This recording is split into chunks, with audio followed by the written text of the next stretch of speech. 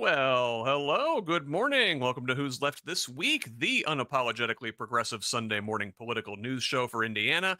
Our opening theme is by Hoosier singer-songwriter Leslie Nuss, and my name is Scott Aaron Rogers. I'm broadcasting from Bloomington. This week, nearly 6 months of ill-advised and illegal war have the economy hanging by a thread. Trump hides corruption behind scandal. A huge slate of primary elections, and both major parties struggle to find a way forward. All of that and more. But before we begin, you know the drill. This is an independent media project. We don't paywall content. We don't have billionaire benefactors. Only individuals like you keep this thing going. Who's Left and the Progressive Indiana Network refuse to hide important information behind paywalls in the middle of a political crisis, even if that's not in our financial best interest. So please, if you find value in this work, and it is a lot of work, go to progressiveindiana.net and subscribe at the paid level. It's only $5 a month or $50 a year to help us build the infrastructure that will pop the right-wing media bubble in this state. And if a paid subscription isn't in the cards for you right now, that's okay. You can still help out by liking and sharing on social media, commenting, leaving reviews, providing feedback, and forwarding our content to your people. Get us when you can. Mostly, we just want you here in this community of Hoosiers dedicated to making this state and its government work for all of us, not just the elite few. Please join us. Follow me on Blue Sky, Instagram, and Threads at whosleft.us, and on Facebook, TikTok, and YouTube at Who's Left. Progressive Indiana Network's handle is the full spelled out name on most sites, but on Blue Sky and TikTok, it is PIN Indiana. Please help us grow with a follow wherever you're at. Now, let's welcome this week's guest. First, a newcomer to the show. She's a licensed clinical social worker, a special education advocate, and a progressive rabble-rouser. It's Erin Moonwalker. Erin, good morning. Good morning. So glad to have you here with us in the Who's Left universe for the first time. I am so glad to be here. This is such a treat. Thank you. I've been waiting to do one of these with you for a long time. You always have the spiciest takes on social media, so we're gonna have a nice spicy brunch this morning, as it were. Glad to have you here. Let us welcome our next guest at this time, and we met him on the podcast back in January, but it's his first time joining us on the Sunday show. He's the Democratic nominee for State House District 38, which includes all of Carroll and Tipton and portions of Cass, Clinton, Howard, and Tippecanoe counties. It's Nate Stout. Nate, welcome. Good morning, guys. How are you? Fantastic. Glad to have you here with us on this lovely Sunday morning. Yes, it's a beautiful day. Yesterday, it was kind of a scorcher. I was out at a Renaissance fair in Cass County, one of the 6 that you mentioned there. And it was a great day talking to voters, and I'm excited to go through all of our topics today. A Ren Fair. Huzzah! Yes, huzzah. Fantastic. Well, let us go ahead and jump into the deep end here. We've got a lot to talk about this morning, and we'll you know, as long as the U.S. finds itself involved in war, that's probably as good a place to start as any. Last week, we were concerned the conflict was widening, and multiple fronts were converging into a larger war. Now, this week, however, has largely been defined by a lack of fighting involving U.S. forces as regional players engaged in negotiations. Iran and Oman haggled over a plan to control traffic in the Strait of Hormuz, which would give the former control over incoming ship traffic, with the latter overseeing outbound movement, and could see fees imposed. Saudi Arabia, Turkey, and Pakistan signed a mutual defense pact in the holy city of Mecca, committing each country to treat an attack on one as an attack on all. Israel and Lebanon held discussions in Rome, agreeing to a short list of countries that could send troops to verify Hezbollah's disarmament under their U.S. brokered agreement. Now, that's not to say the week was entirely peaceful. Israel continued to carry out limited strikes in Gaza and southern Lebanon, and Yemen is on the brink of falling back into a state of civil war as Iranian-backed Houthi rebels continued to attack shipping off the country's coast, and this week launched a series of strikes on forces belonging belonging to Yemen's internationally recognized government. As for U.S. forces in the region, the Washington Post reported the Pentagon is running dangerously low on important munitions, and President Trump confronted Defense Secretary Pete Hegseth over the shortage last weekend at Camp David. Reuters followed up midweek with the details, reporting the U.S. has used virtually all of its global ATACMS and precision strike missile stockpile during the Iran war. The Center for Strategic and International Studies estimates about 65% of Patriot interceptors have been expended, and THAAD interceptors are down at least 38%. The U.S. has also burned through nearly half of its global Tomahawk cruise missile supply. Erin, what the hell have we been spending $1 trillion a year on? That's a great question. It's certainly not the American public. When I think the context that I look at the war in Iran through is through my local community. I think people forget, Hoosiers forget, that there are Iranians living in Indiana, Iranian Hoosiers who still have ties to the country. They live in my community. I live in West Lafayette, right by Purdue. And so for them, this may mean just getting radio silence from their family members after a strike, not knowing if their family members were killed, displaced, or just without power or phone service. Very agonizing for them. I'm attuned to them. I try to stay attuned to them when I read these headlines. Or it may mean financial insecurity and not being able to return home or not being able to continue their academic program if they go to Purdue, or just feeling unsafe walking around Indiana because of the way this war increases anti-Arab racism and anti-Arab sentiment. So the headlines are concerning. I am concerned that we are headed toward world war, and not only would we be entering into that, and that alone is scary, but the fact that we would be on the Axis side and not the Allies side this time around, horrifying. But then, we think about, we don't have a lot of power over what's going on globally, but we do have power over things going on locally and even within our own party. And what concerns me is that, this is not just Trump's war. This is also Evan Bayh's war. His organization, Marathon Oil's war. He joined Marathon's board in 2011, right out of the Senate. And that same year, he's going on Fox News, pleading the case for the U.S. to get in and protect Israel. And Marathon, like other oil companies, got consulted before we invaded Venezuela.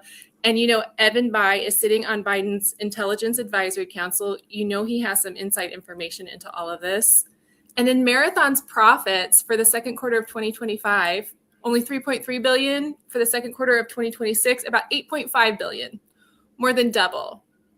So we want to think about who's benefiting from all of this conflict. It's not just Netanyahu, right? It's not just Trump's ego. It's also the corporate state and even people within our own party that we really need to, I think, work harder holding accountable. Oh, it's a big club and we ain't in it.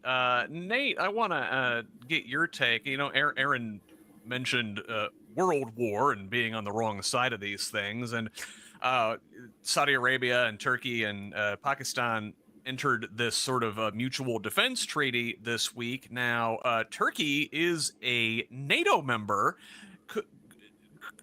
There's sort of a nexus in this thing. Could the U.S. find itself having to jump into a war involving one of these three countries? I mean, what happens if Pakistan and India get into it, and then Turkey has to go to their aid and they get involved?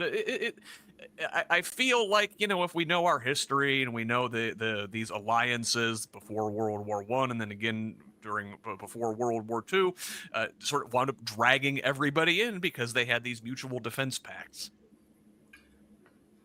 Well, a lot was said in the last couple of minutes, and I think what I'd like to go back to is that I think people are looking for leadership. And the United States could easily take a different position and start leading in the charge for peace instead of reopening this war, closing and opening the Strait of Hormuz. I mean, the disruption that it's having, and I know that we were just talking about corporations, but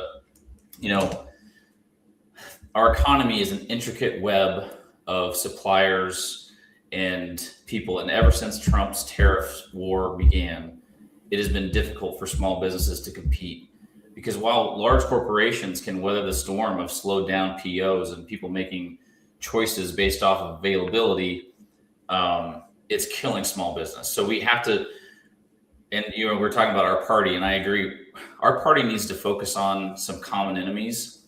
For example, Erin mentioned, the sentiment for Muslims and how that's happened in this state.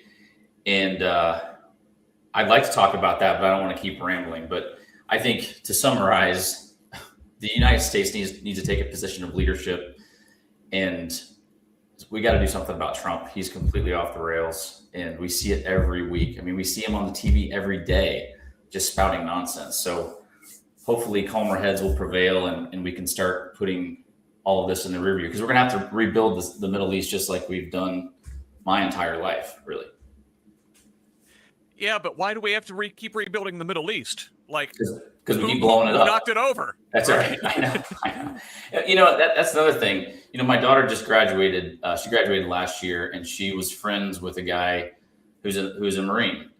And imagine being like, I don't know where we lost our empathy. I thought Vietnam taught us the lessons that we needed to learn about war, and yet we're putting our young men and women in the same position, generations later. Like, what are we doing?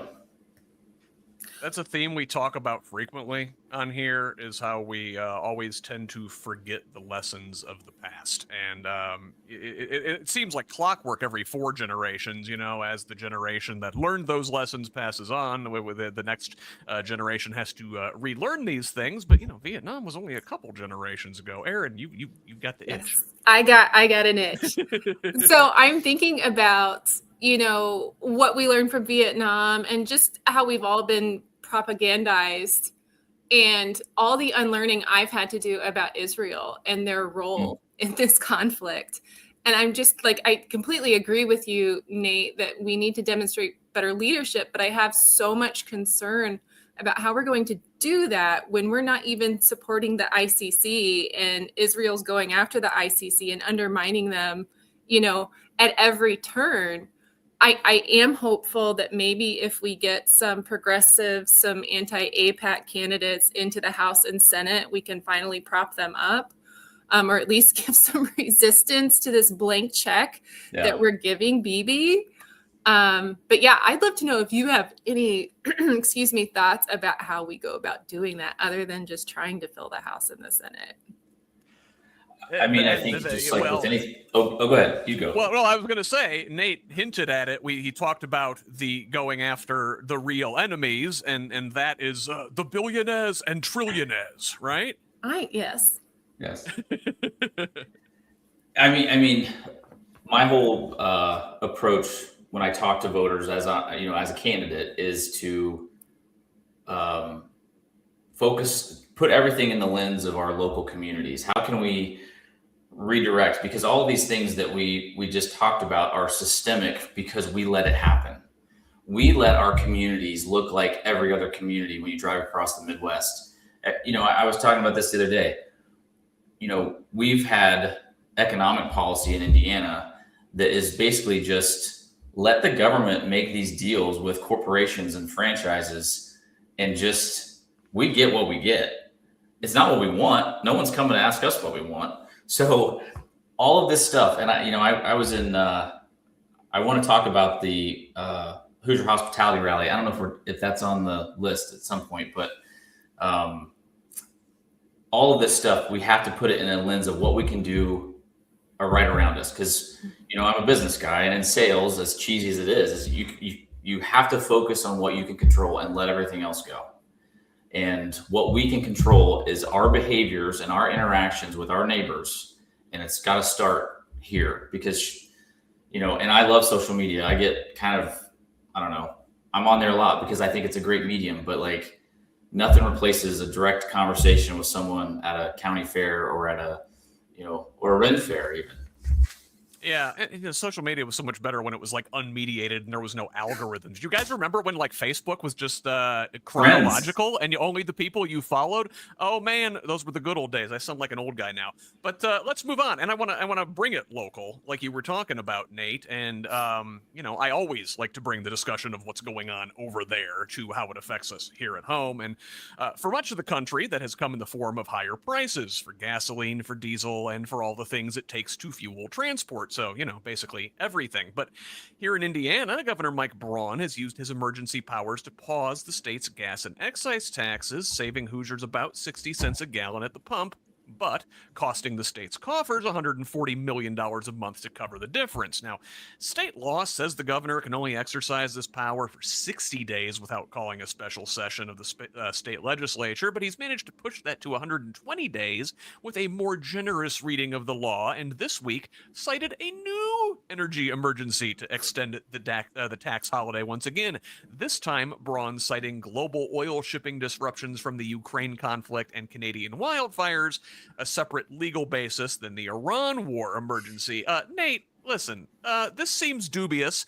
The Ukraine conflict and Canadian wildfires have not caused new supply disruptions. This is legal trickery with an okay from the Attorney General on top of the statutory stretch that got us to this point in the first place.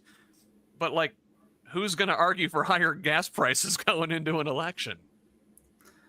I mean, it's laughable at this point. I mean, of course, what a concept, using the power of the government for the good of the people.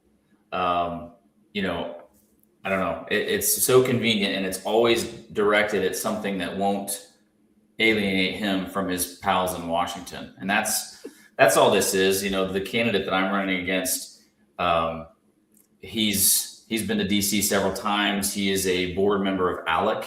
He's our state representative for ALEC, which basically feeds all the legislation in Washington. And that's how we get data centers in our backyard with nobody knowing. And it's just the same old recipe.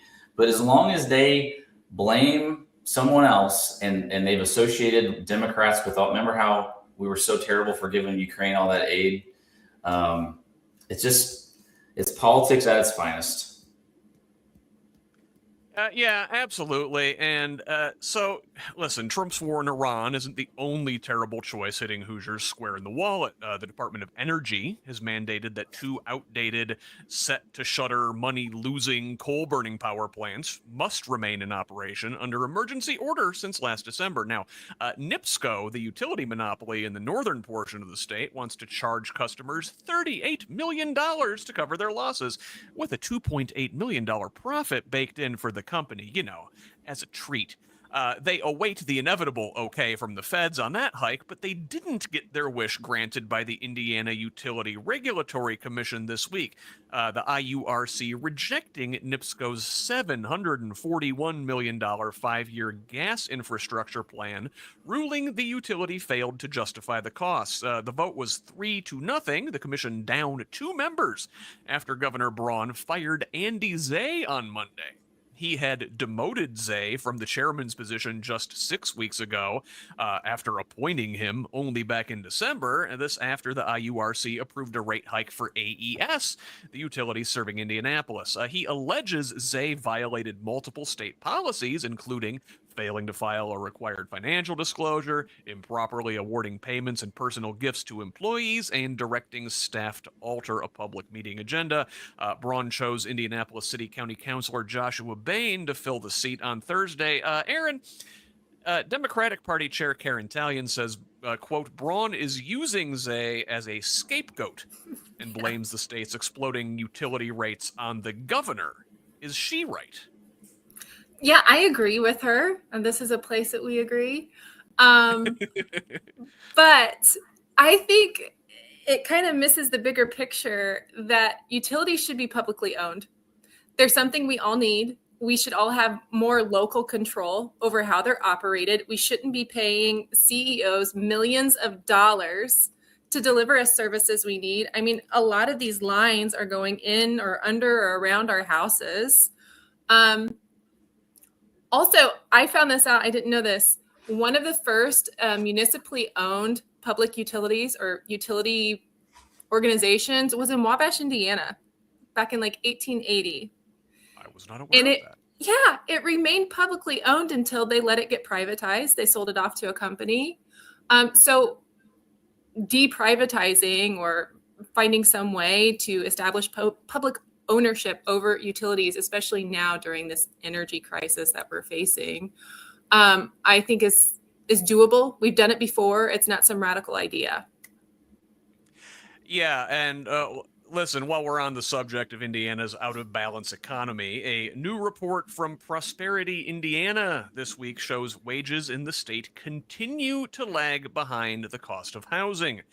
Indiana renters now need to earn about $24 an hour to comfortably afford a two-bedroom apartment, while the average renter's wage sits around $19 an hour, a $5 an hour gap that's only widened since the group's 2023 report. So someone earning Indiana's $7.25 minimum wage would need to work 3.3 full-time jobs to afford a market-rate two-bedroom apartment. The average Hoosier renter household has about $7,700 less annual purchasing power than 3 years ago, as rents have risen faster than wages, and the report found 14 of the 20 most common jobs in Indiana don't pay a sufficient hourly wage to cover that rent. The affordability gap spans the whole state, though it's worse near urban areas. Nearly 30% of Hoosiers rent. Now, Erin, did a little bit of back of the napkin math. 3.3 full-time jobs at 40 hours a week is 132 hours out of 168 hours in a week. That leaves 5 hours a day for sleep if you do nothing else but work. Yeah, that's impossible, right? It's impossible. It's not doable. But also, so I live in West Lafayette, right by Purdue. And it's a big, it's becoming fairly touristy, right? Because we have football games and basketball games that people travel out of state for.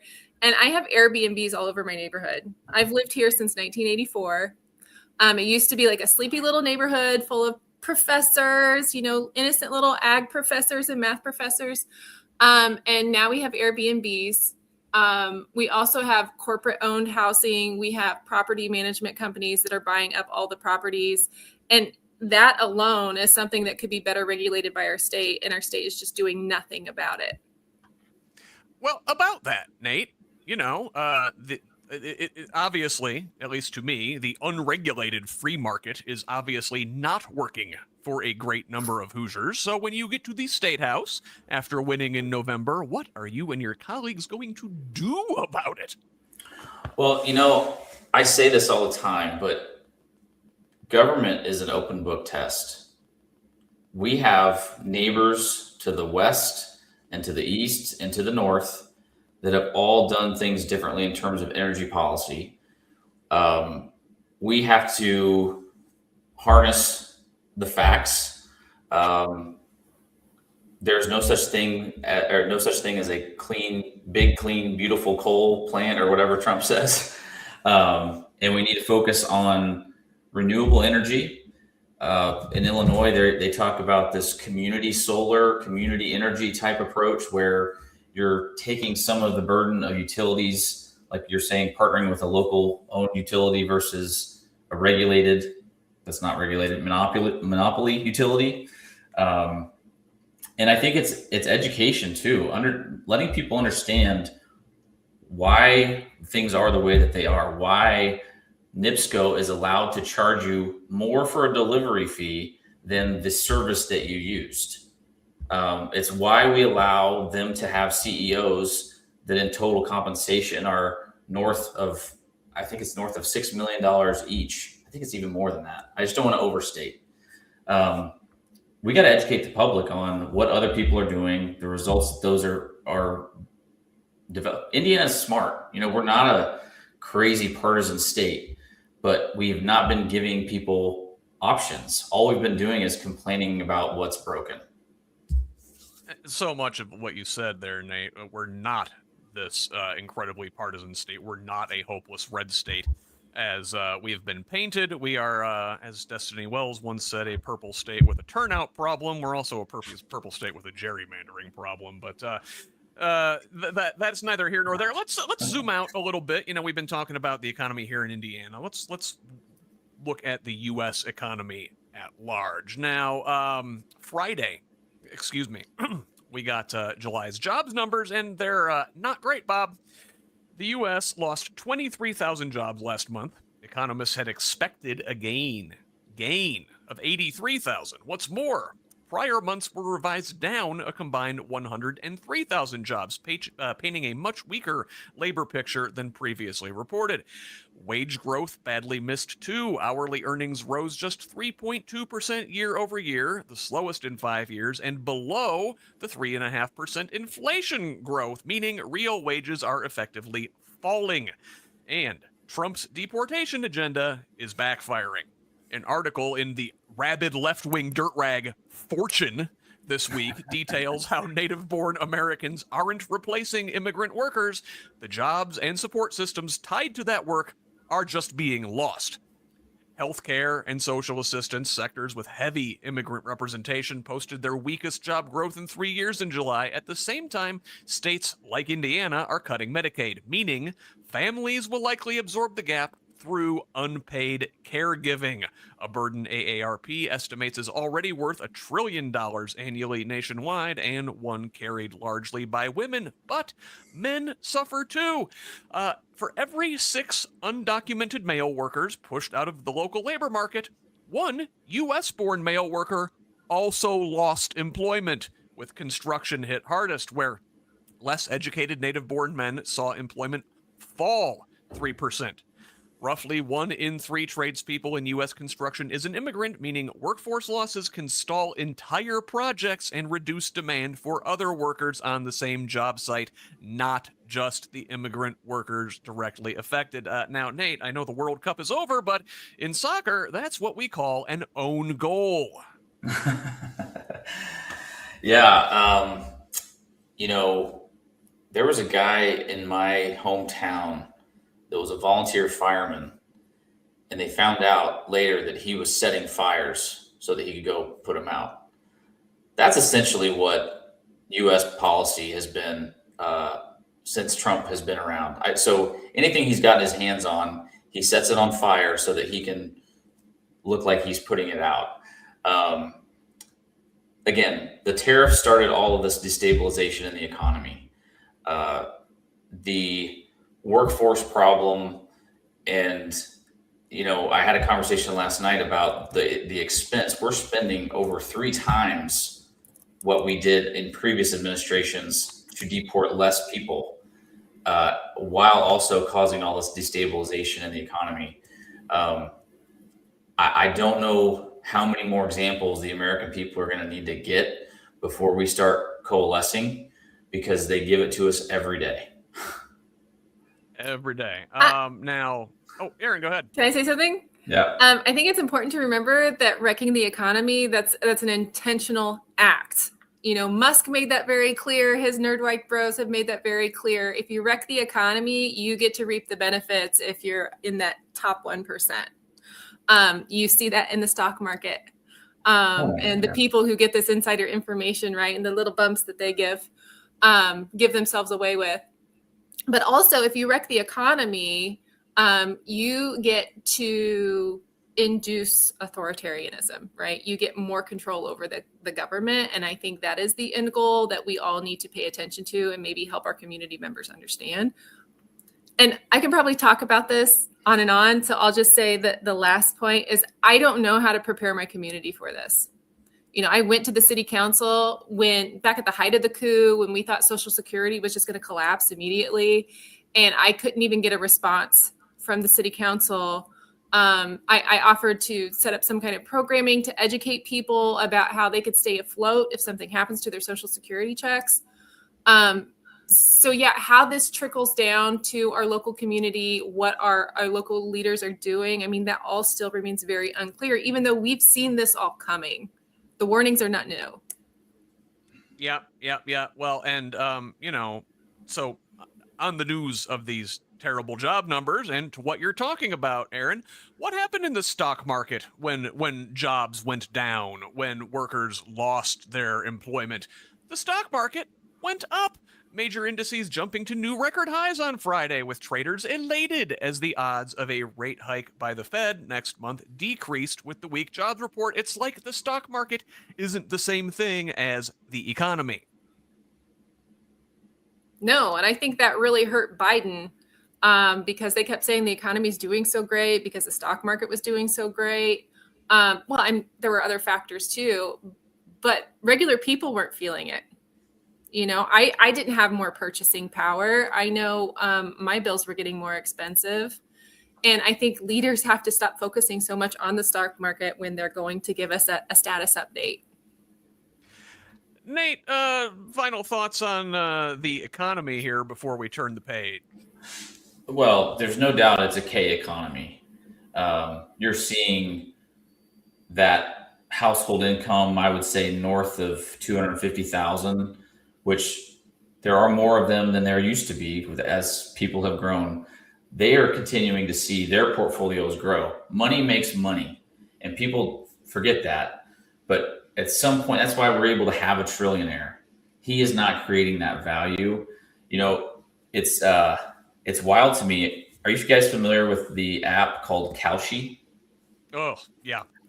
I've always felt that the stock market, because no one could really explain it to me in simple elevator pitch type terms, that it literally was just a little bit of it's just gambling. It's just like strategic approved gambling. And now Kalshi is a betting app that they're talking, and they use trading language. You can trade futures, and it's a betting app. So that's how I feel about the economy and people paying attention to the stock market. It's for the very well off, because the rest of the economy, they don't have a 401k. They don't have a portfolio. They can't afford a rent. They can't afford rent because it's $900 for a studio apartment in places like Howard County. So the K is real. Well, it's real, and to your point, Nate, it is. The stock market is gambling, and like gambling in a casino, it is a rigged game, and the house, capital, always wins. So let's move on to our next topic. And, you know, with war in the Middle East and the economy teetering, you'd think the president of the United States would have better things to do, but he largely spent the week on vanity projects, relitigating old losses, and kneecapping vital social programs. So Trump publicly rebuked U.S. Attorney for the District of Columbia, Jeanine Pirro, after her office dropped charges against a former Olympic canoeist accused of vandalizing the Lincoln Memorial reflecting pool, and admitted in court that the damage was caused by shoddy contractor work, not vandalism. One of his other so-called beautification projects was dealt a blow this week when the Federal Appeals Court, or a Federal Appeals Court, blocked the construction of Trump's ballroom on the former site of the White House East Wing. The majority rejected Trump's national security justification as a blanket shield from judicial review, saying, quote, "Such arguments are not an automatic get-out-of-law free card," while noting the project's roughly $400 million in private funding actually reinforces concern about bypassing congressional oversight. The court stayed their ruling for 2 weeks to let Trump appeal the decision to the Supreme Court, which he says he'll do immediately. That very Supreme Court dealt Trump a couple losses last term, ruling he could not fire Fed Governor Lisa Cook, though Chief Justice John Roberts' majority opinion left the door open for another attempt, which the administration undertook this week, sending a letter demanding she respond to mortgage fraud allegations. Trump is also relitigating his loss on birthright citizenship, signing 2 new executive orders after the Supreme Court struck down his earlier order 6-3. One denies citizenship to children of, quote, alien enemies, foreign government employees, or parents who paid to give birth in the U.S. The other directs the State Department and DHS to deny visas to suspected birth tourists. It's not a thing. And speaking of children, the administration this week moved to deregulate the Head Start preschool program, sending decisions on student-teacher ratios, education requirements, and background checks to the states. Erin, listen, I know that is a lot, but I want to tie this Head Start proposal back to Trump's anti-immigrant economy. They are deporting people who work in childcare.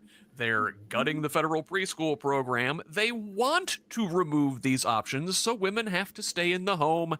It's in Project 2025. It is Christian nationalism through and through. Hashtag trad life. No, my first thought when I read that about Head Start and the background checks is, of course, an administration of pedophiles and pedophile protectors would want to cut funding for background checks for all the children who attend Head Start. You know, it's on brand.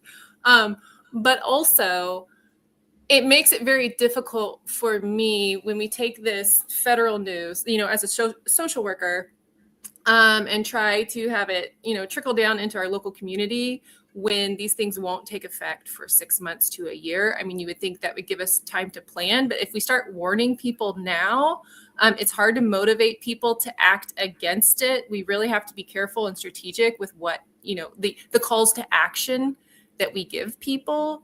And then there's this, like, as a therapist, I see this like secondary effect of habituation.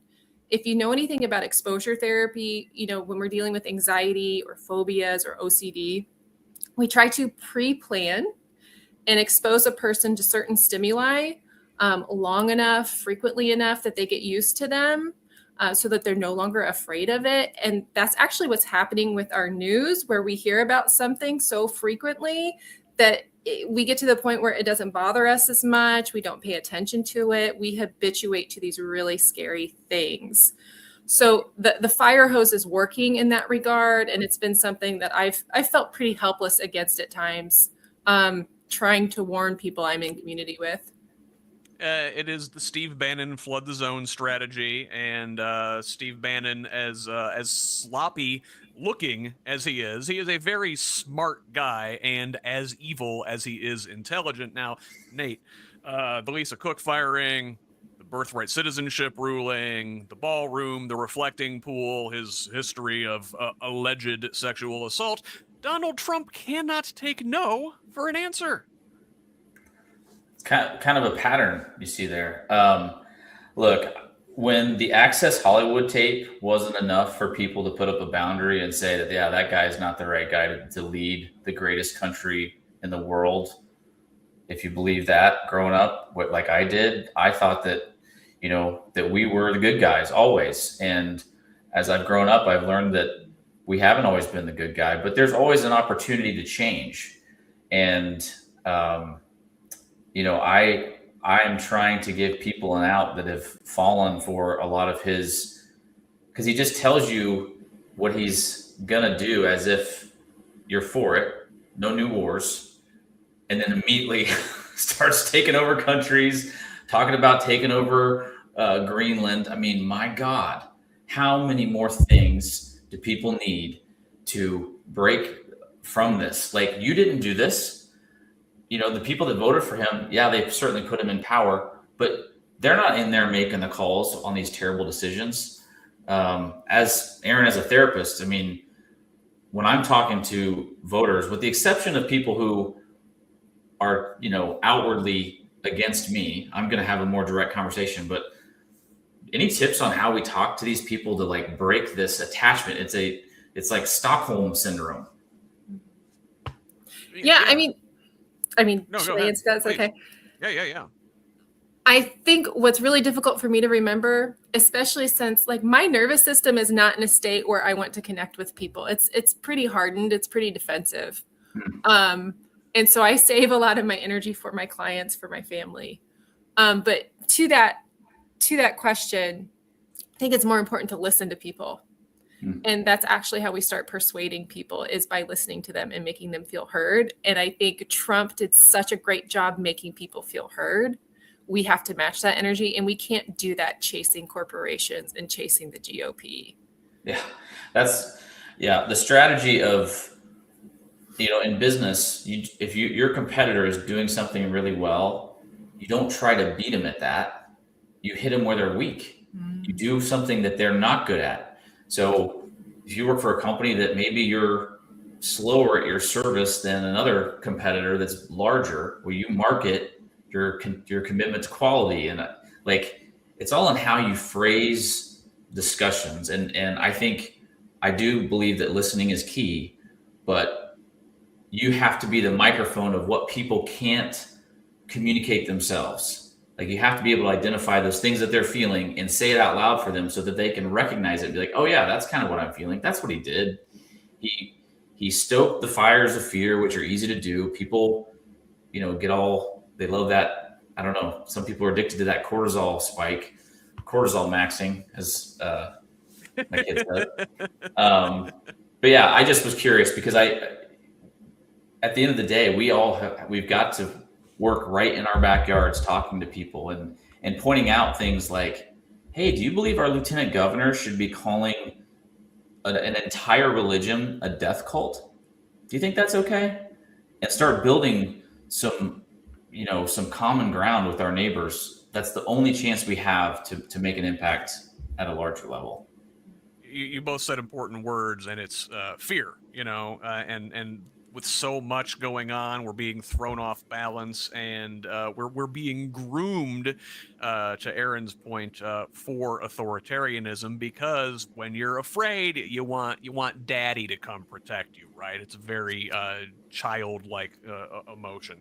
So let's move on, and Sarah Kendzior, one of my favorite authors, wrote that Trump covers up crime with scandal. And, I worry sometimes that as we talk about all of those things that we just talked about and all that attention we have to pay to things like ballrooms and reflecting pools, that we lose sight of the financial crimes. So let us make sure we take some time today to examine those. And, we all know the Donald spends entirely too much time posting on social media, particularly on Truth Social, a site he owns. Now, Trump is selling early access to his posts via something they call Truth API for up to $100,000 a month. The target customer, financial firms. Now, why would anybody pay to receive the president's posts only seconds earlier than the general public? Essentially, insider trading. Trump's comments already move markets, and for this fee, institutional investors could gain an advantage in high-volume automated trading where milliseconds can mean a difference of millions of dollars. Now, multiple Wall Street sources told NPR they're avoiding the product entirely. One called it, quote, insane, and said, quote, in another administration, this would be considered criminal, while none would go on the record for fear of retaliation. Speaking of financial crimes, we learned late last week that Capital One closed over 300 of Trump's business accounts in 2021 after internal analysts flagged financial activity with the characteristics of money laundering. Trump sued the banking giant, accusing him of debanking him for political reasons after the January 6th insurrection. Capital One gave Trump's businesses several months, including extensions to find new banking arrangements, never publicized the closures, and would have kept the whole thing quiet if not for Trump's lawsuit. Trump is pursuing a similar suit against JP Morgan Chase, which also closed accounts that they believed posed financial, legal, or reputational risk. Nate, if he wasn't such a litigious prick, the world may never have known. Again, like these, each one of these sound bites that you just give us it's an overwhelming amount of insanity. And to your point earlier about this, they literally told us that they were going to overwhelm us, to flood the zone. That it was going to be a shock and awe. There's so much to talk about. What do you focus on? And I do use the Trump coin, the Bible, the shoes, the telephone, all of that stuff in conversations, because people love hating on Nancy Pelosi for getting rich by playing the stock market. And he's literally saying this is a quid pro quo. What got him impeached in the Ukraine call, he's doing it with a televised offer. He is doing it right in front of their faces. And they are so loyal, and they're so hurt for a positive male role model in their life that they're clinging to this. They're like, oh God, please let him turn it around, because if a lot of people have pushed their chips all the way to the middle on this. And if there's any of those guys watching, I just want to let you know, You can let that go today. It's Sunday. I don't know if you pray, I don't know what you do, but this attachment to hatred and absolute insanity of action, you can let go of that. So there's my therapy for today. Erin, corruption. What's in your wallet? Actually, I kind of wanted you to stop talking there for a minute, Scott, because you were making me love the banks and sympathize with big banks, because I love the work that they're doing. I mean, they're the only thing putting up guardrails here for this buffoon. Well, listen, we look at the Epstein stuff, right? And the folks aren't seeing consequences here in our country. The people that are seeing consequences are largely in Europe. If you look at the artist formerly known as Prince Andrew in the UK, they've got France, Norway, people are seeing consequences. They're not seeing consequences for the sexual crimes. They're seeing consequences for their financial crimes. Money always going to take care of money. I mean, amen to that. That's how our whole government runs in the U.S. It's the true. Like, listen, I always come back to it. I listen to Wajahat Ali a lot. He always comes back to it. It's a George Carlin quote, and the man was right on the money when he said it the first time. It's a big club, and we ain't in it. So let's move on. And if you're a serial criminal like Donald Trump, it's important to have a good attorney to keep you out of trouble. Even better to have your personal defense attorney installed at the top of the Department of Justice. And Trump has been seeking to do just that, nominating Todd Blanche to take over as Attorney General. We learned earlier this week that Blanche, in a private not-for-press call obtained by Politico, told the Christian nationalist group Intercessors for America that his DOJ would work to make Dobbs, the ruling overturning Roe v. Wade, quote, permanent in every single state, promising to go after doctors mailing abortion medications across state lines.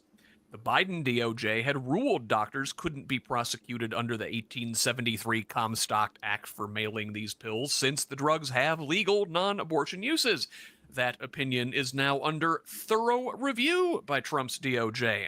Side note, Trump's nominee to be the new director at the CDC said abortion surveillance is absolutely a critical component of the CDC's work. That's a quote. And said she wants states to stop hiding abortions within emergency services reporting categories. So, Erin, before we even get to Blanche's confirmation vote, what do you think of that? Well, that's one of the reasons why I am trying to work with my community to get rid of flock cameras, because flock cameras were used to track a woman across state lines after a suspected abortion. I don't think it's going to stop with abortion pills. I think they're going to keep going. I really dread the next state house session, because our state house, I mean, I've had state legislators admit to me that they use something called drip, drip, drip when they write legislation. They take a little bit this year and a little bit next year. And the bills that were proposed, not even the bills that passed that were proposed last year, were horrific. So how much worse is it going to get in 2027?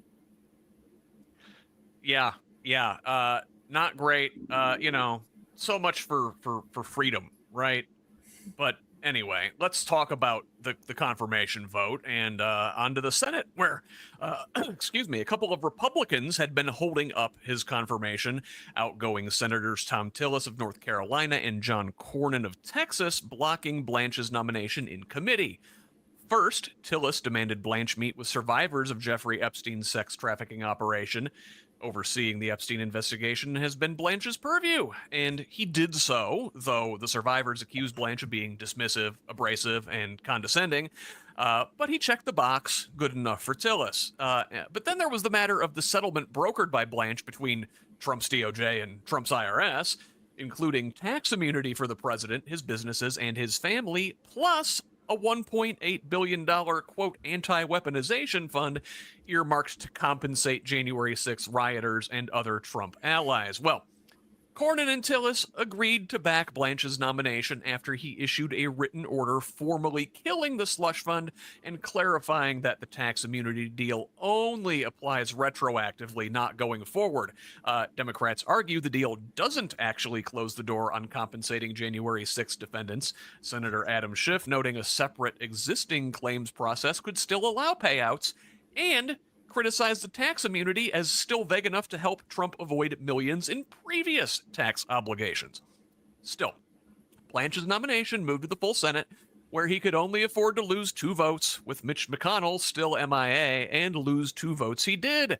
Alaska Senator Lisa Murkowski and the perpetually concerned and electorally vulnerable Susan Collins of Maine announced they would not vote to confirm, but another outgoing senator, Louisiana's Bill Cassidy, already ousted by a Trump-supported challenger with nothing to lose but his soul, threw Blanche a lifeline Friday, announcing he would vote to confirm, which he did at 4:30 a.m. Saturday morning, the full Senate confirming Trump's personal criminal defense attorney under cover of darkness immediately before adjourning for a 5-week recess. Nate, so much for transparency and accountability. You know, my grandpa used to say nothing good happens after midnight. And it is funny. I don't know if you guys have talked to politicians. They really wear that on their sleeve, that there are times where they're up till 2 a.m. hammering things out. And you know what that means to me? You're ineffective.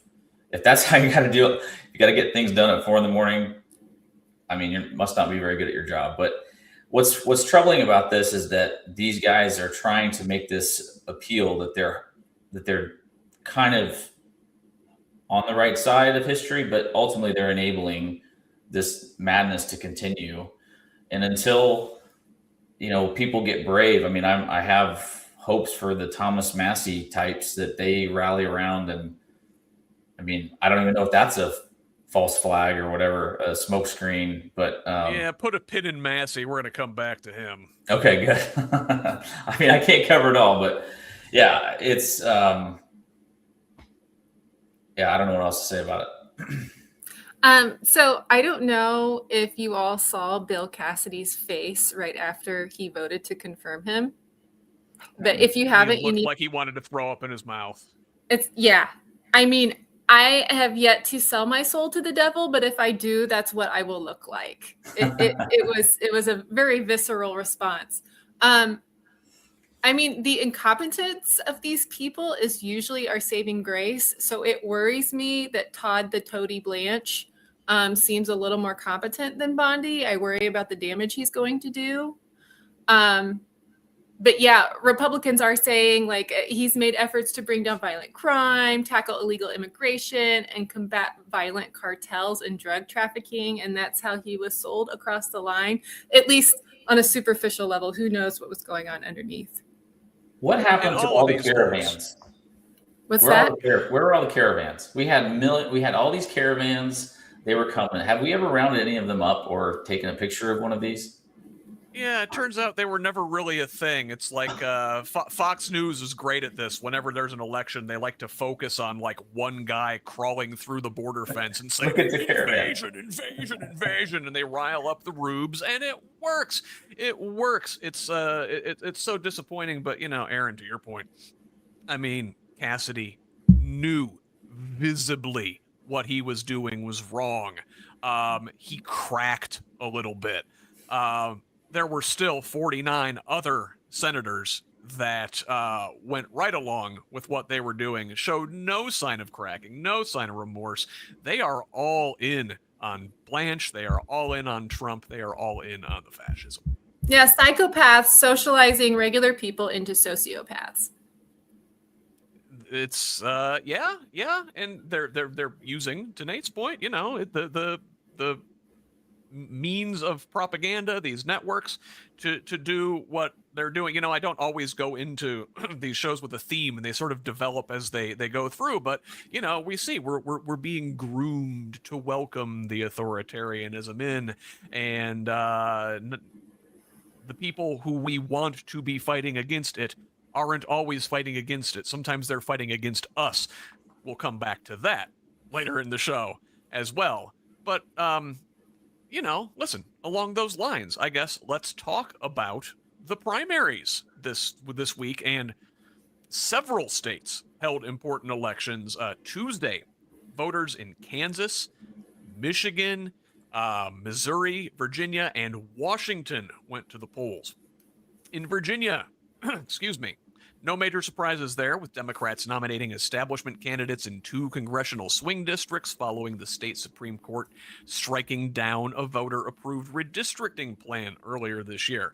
Out on the other coast, Washington similarly nominated establishment candidates in their open top 2 primaries.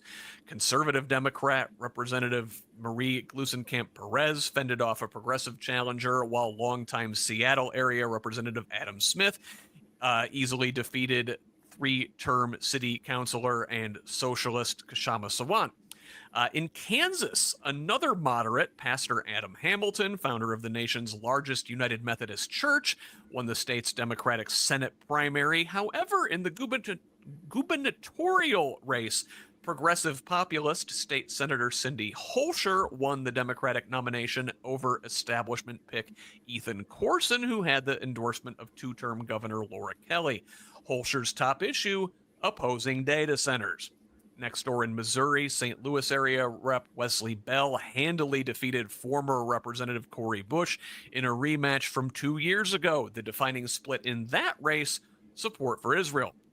Bush, who enjoyed endorsements from Bernie Sanders and Rashida Tlaib, campaigned on cutting off U.S. aid to Israel, while Bell, who had the support of Hakeem Jeffries, Nancy Pelosi, the Congressional Black Caucus, and a ton of AIPAC money, vowed to continue funneling U.S. taxpayers' dollars to the apartheid state. Missouri also voted on a pair of constitutional amendments, both cynically put on the August ballot by Governor Mike Kehoe in an effort to exploit the lower turnout, more Republican-leaning primary electorate.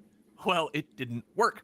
Amendment 4, which would have required citizen-initiated constitutional amendments to win majorities in all 8 congressional districts rather than a simple statewide majority, and Amendment 5, which would have phased out Missouri's personal income tax while raising other sales taxes to offset the lost revenue, both failed, with opposition topping 80% in both cases.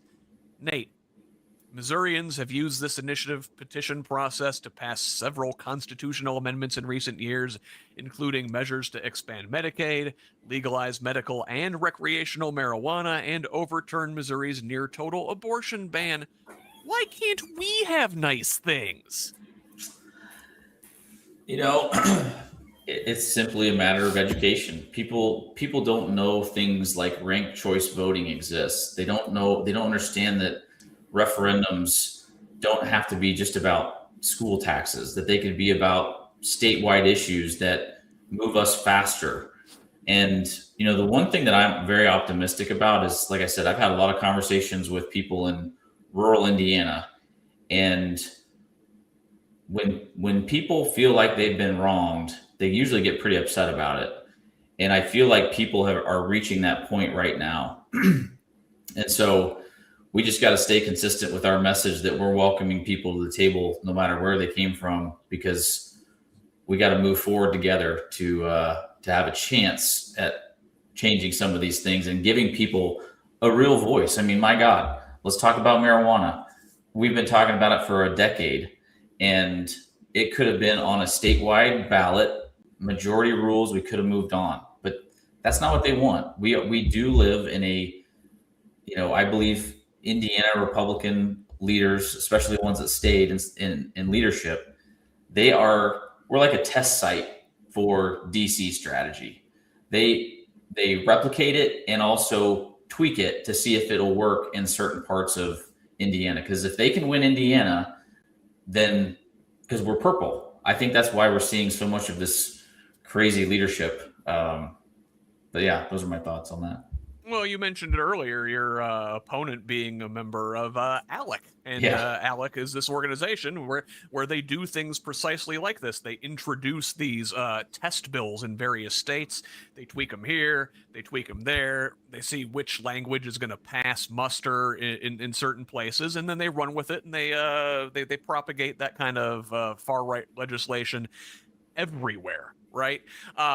Now, Erin, I was extremely disappointed by the results of that Wesley Bell Cori Bush race. At the very least, I thought it was going to be much closer. What are your thoughts there?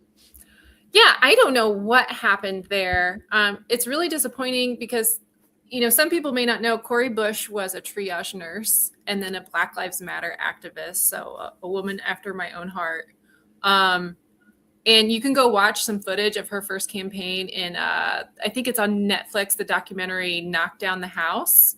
It covers AOC, a Nevada candidate, and I think a West Virginia candidate, and then Cori Bush. So you can actually see her talking to her community members. Her campaign and AOC's campaign in 2018, they gave progressives so much hope. I think until some of the more, centrist Biden vibes came along, we really thought that, I don't know, maybe progressivism had become a little more mainstream. But anyway, I think I was hopeful that she would see a resurgence of support.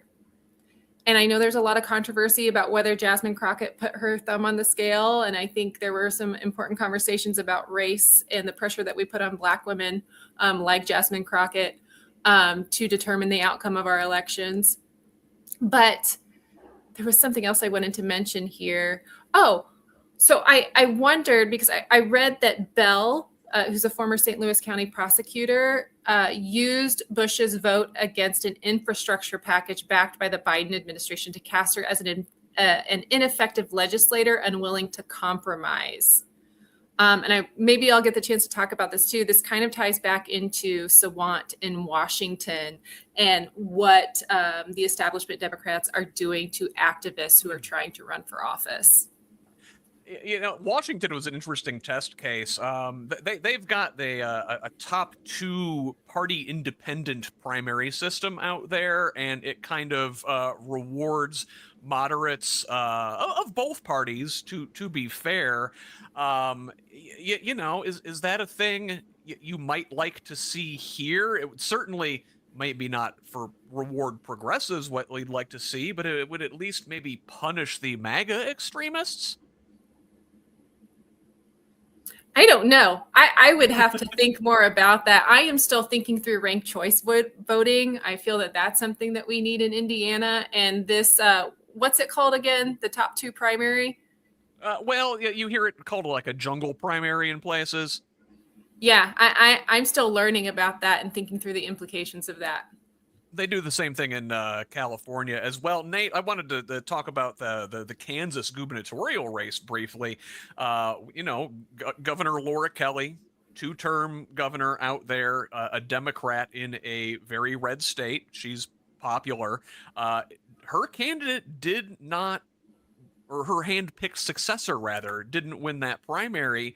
The progressive populist Holscher winning based almost entirely on her opposition to data centers. This is becoming a huge issue in state after state after state. Yeah, it's definitely relevant in Indiana. I mean, it's one of the many reasons that I got into this race. So in Howard County, Kokomo, they annexed 750 acres into the city and rezoned it as industrial without any disclosure of what the project is going to be. So you're already seeing, government overreach there. But I built a house in Western Howard County. I have a well. And because of Kokomo's water consumption, this data center is going to put too much strain on that infrastructure. So they're coming to Western Howard County to pump water and zip it all the way back across like 16 miles. They're talking. Because if they were coming out to I live on like literally the edge of Howard County. So it helps unify us on a couple of fronts. One, it shows how they just assume that they're going to get to do whatever they want and they can spend however they need to. Like they justify spending that kind of infrastructure for this data center. Well, what's in it for us? So people get that. In addition to that, the pollution aspect of it, whether even if it's a closed loop, air cooled, whatever, there's noise and light pollution to consider. And I'm running in a rural district, and us country folk, we like it when we can see the stars really well. Like that, we value that. We like hearing the birds chirp. And imagine having a home and so people are against it. And I think it's something that we just got to continue to message that we're not against progress, but we certainly need to do our homework before we let one of these behemoths go in. Yeah. We don't oppose progress, but we support democracy, and we think that the people that live in these places should get a say in what kind of projects are developed in their communities, especially when they have the potential to cause harm. So let's zoom out and look at the big prize on Tuesday night, and that was Michigan, where progressives performed extremely well. Their Sunrise Movement co-founder Will Lawrence won the Democratic primary in the 7th congressional district, and Democratic Socialist Donavan McKinney defeated two-term incumbent Representative Shri Thanadar in the 13th district, likely giving majority Black Detroit an African-American representative again after a brief hiatus. Similar dynamics to the Missouri race there, as Sanders, Tlaib, and other progressives supported McKinney, while Thanadar was backed by establishment figures and loads of Israel lobby money. Thankfully, different results. But the most high-profile race was for the Democratic U.S. Senate nomination, where Dr. Abdul El-Sayed narrowly defeated Congresswoman Haley Stevens in the most expensive Democratic primary ever. El-Sayed centered his campaign on Medicare for All. He literally wrote the book on it, but has also been a fierce critic of unconditional U.S. support for Israel. AIPAC-aligned groups poured more than $30 million into this race on Stevens' behalf, and overall, she outspent El-Sayed 11-1. A contentious, bitter primary risks dividing the party, but Stevens and Mallory McMorrow, the third person in this race, conceded and vowed unity. National party leaders also quickly coalesced behind El-Sayed, the doctor, who does not identify as a democratic socialist, but as a, quote, capitalist who understands how capitalism works and wants stronger monopoly regulation, was attacked as a communist loser in a Truth Social post by President Trump. Now, Erin, in the polls days before the election, they showed Dr. El-Sayed far ahead, but he only wound up winning by a point. Does it matter? And what does this race and some of these other wins in Michigan mean for the larger progressive movement? Oh my gosh, I have so much to say, so I'm going to try to keep it short. But one of the things that it's important to notice about all three races, McKinney, Lawrence, and El-Sayed, is that these were all very strong candidates. These were all people with a lot of previous experience. Lawrence is a former organizer, at least for a decade or so. He has a podcast that he did, I think, for maybe 2 years called Hegemonicon. It's so good. You can learn all kinds of things about electoral politics and organizing. His Sunrise Movement, very focused on the environment and intervening with climate change. And we tend to, I think of these DSA candidates, these progressive candidates, as radicals that just come out of nowhere and win. But these people really set up deep roots in their communities. Another thing that was really interesting, I thought, is that even though Lawrence belonged to the DSA, he let his membership lapse toward the end of the primary because he said that he wanted to make it clear that he was going to represent the people first and foremost. And I think that is a winning message. People don't care about party as much as they used to. But he also said he did that because he went around talking to people, and he didn't know he was going to be the anti-data center candidate until he talked to his neighbors, and they did not want data centers. And so he made that his platform. And I think that's exactly what we want to see in a candidate. Yeah, listen to what your constituents want and then do it. How radical, right? Now, Nate, listen. So the Republicans, they're not just calling Abdul a communist; they're calling him a jihadist, a terrorist, a Jew hater, despite his repeated denunciations of anti-Semitism. Can he overcome the rampant Islamophobia and become the country's first Muslim U.S. senator?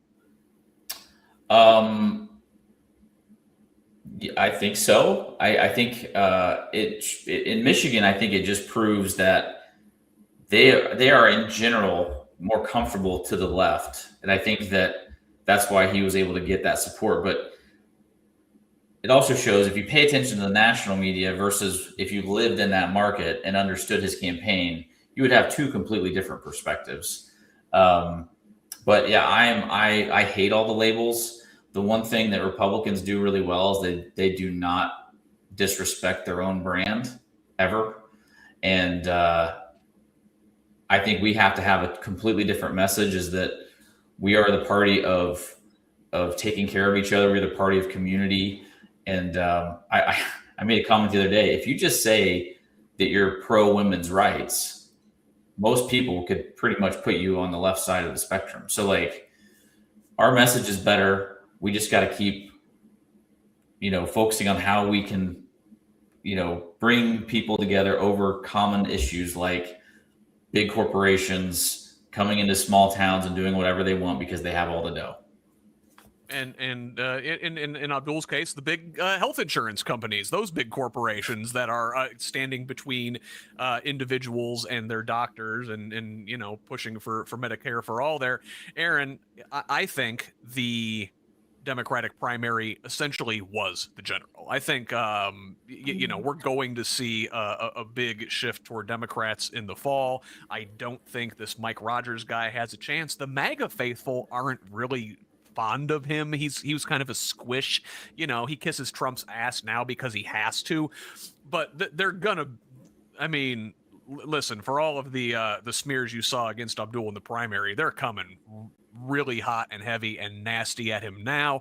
They're using his full name like it's a slur. It's like they can't even pronounce. It's not Dr. Abdul El-Sayed. It's Abdul Rahman Mohammed Barack Hussein Obama El-Sayed, right? Yeah. Yep. And I love the way this is how a primary is supposed to work. This is what's great about a primary is it's bringing all the dirt to the surface. And now Third Way is the fundraising apparatus is announcing its intent to come after Democrats. And I love that that's making the news, because then we get to learn more about Third Way. Third Way, there's a memo that leaked where they advise their candidates to move away from small donors. And that is because Third Way is a corporate entity. And I think the more corporations can expose themselves in our election leading up to the general, the better. Well, and we're gonna talk about that here in just a second. But I wanted to talk about another race in Michigan that really caught my eye. So I wanted to mention that in their gubernatorial primary, Democratic Secretary of State Jocelyn Benson won the Democratic nomination. She will face Trump-endorsed Republican Congressman John James, who is looking to become the state's first black governor. He faced a nasty primary where his opponent Perry Johnson referred to him as a, quote, DEI candidate. But perhaps my favorite story from Michigan on Tuesday night was this. In the 8th Congressional District Republican primary, Trump-endorsed Amir Hassan lost to a guy named Tom Smith, who had suspended his campaign in mid-July and endorsed the guy who wound up finishing third. Now, this marks the first congressional level loss for a Trump endorsement this cycle, following earlier gubernatorial losses in Iowa and Georgia. But Nate, is this what it looks like? Low information, racist Republican voters going to the booth, seeing Amir Hassan on the ballot and saying, I'm not voting for a guy with that name. I mean, yeah. I mean, that's probably what's going to happen. I mean, and I wanted to take this just because we were talking about the messaging of Republicans and how it's always been hateful, and it's always been about, they're going to be this. I mean, they've hated on the same people for over a decade now. And,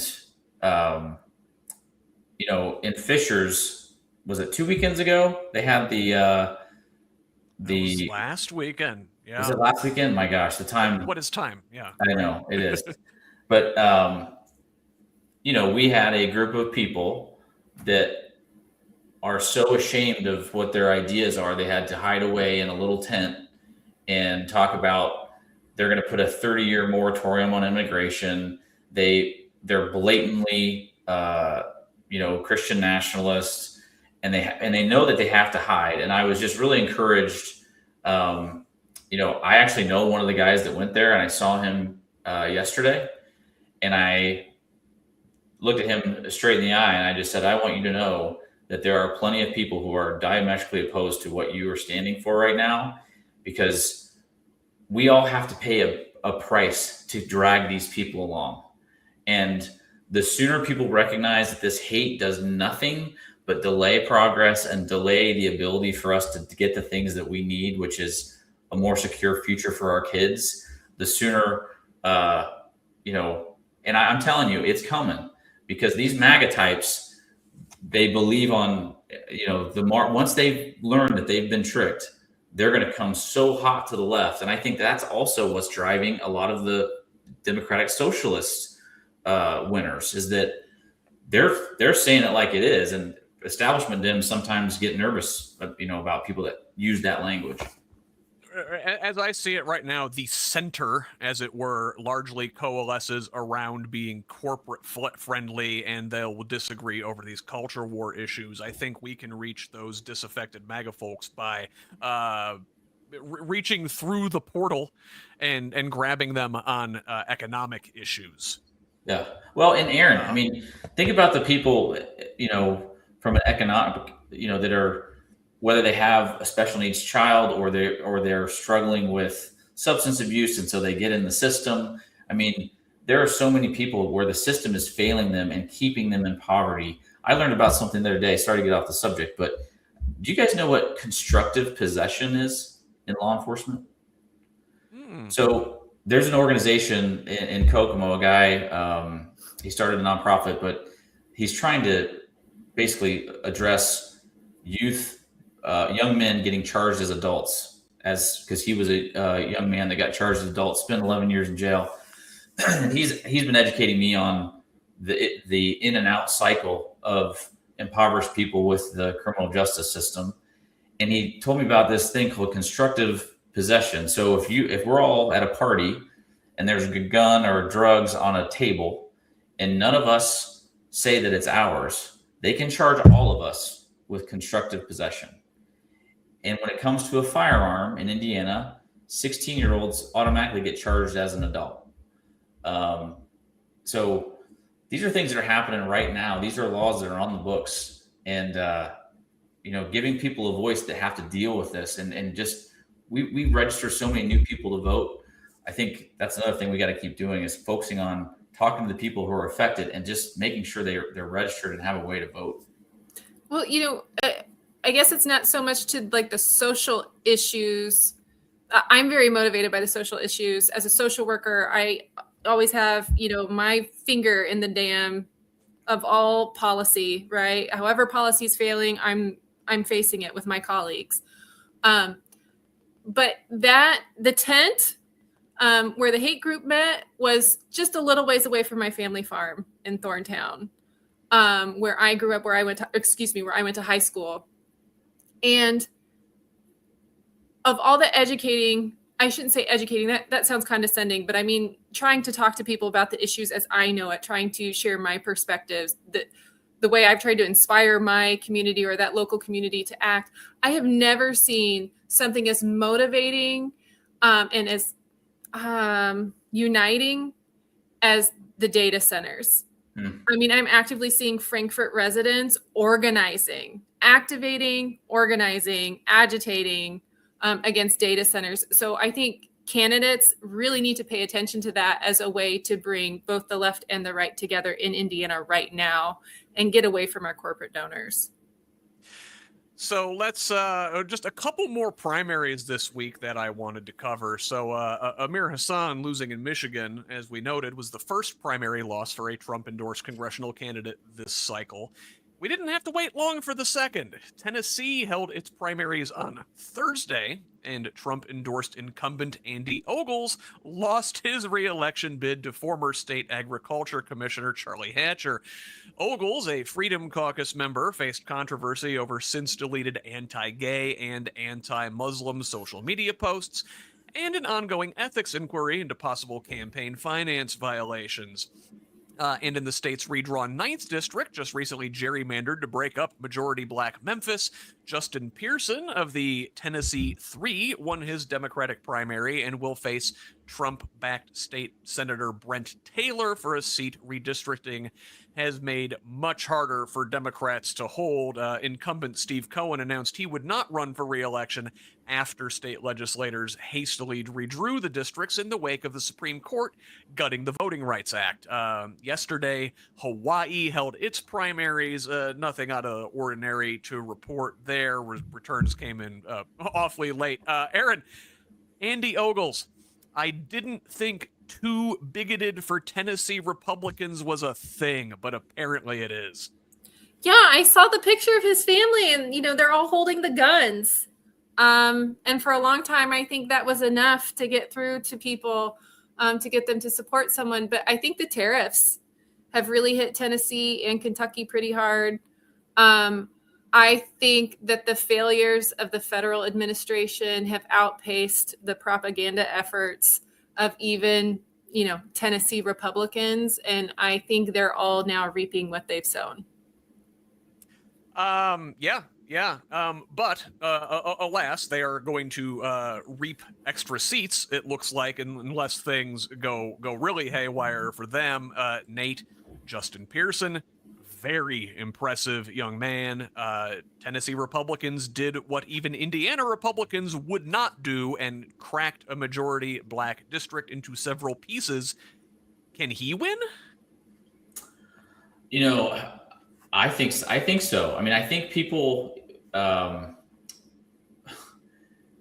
was stuck on what Erin was saying about how the corporate stuff. Like, if we can just make people realize that this system is about keeping the corporate overlords happy, and as people continue to see that in evidence, like you said, with economic issues, because that's where it matters. When they get hit in the wallet, that's when they start paying attention. So I honestly don't follow Missouri close enough to say I have seen, or Tennessee, but I have seen Justin Pearson, and there's another one, a female or woman, I can't remember her name off the top of my head, but they've been united for the last 6 years or however long when he first got into office. And again, people are tired of the fighting. I think we are overestimating the number of people that are really hateful like that.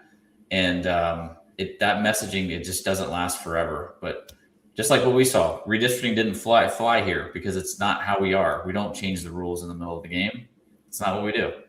Well, and our Republicans were smart enough to know it might backfire, right? And here in Tennessee, it might backfire. Erin. Yeah.